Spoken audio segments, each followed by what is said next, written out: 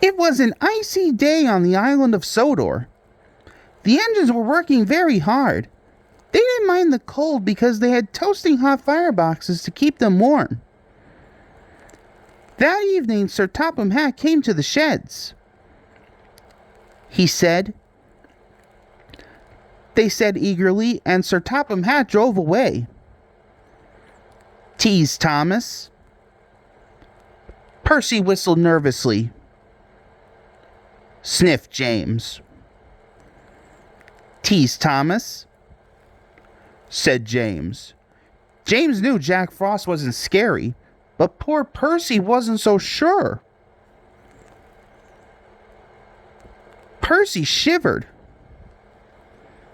Meanwhile, James puffed along his route. He thought. Percy made his last delivery.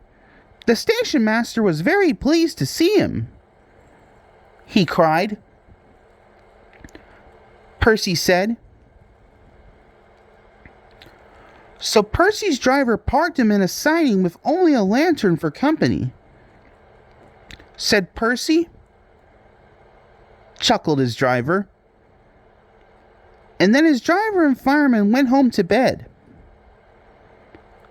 Late at night, the icy wind howled. It started to snow. Soon Percy's face was so cold, an icicle hung from his nose. Percy stuttered, but it didn't sound like Percy. It was so cold, he could hardly make a sound. At last, James was on his way back to the sheds. In the fog, he saw shadows and strange and scary shapes. He whispered nervously. Muttered Percy icily.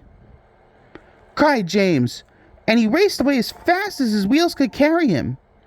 He didn't stop until he got back to the sheds. The next morning, Elizabeth brought plenty of coal. Elizabeth chuffed to Percy.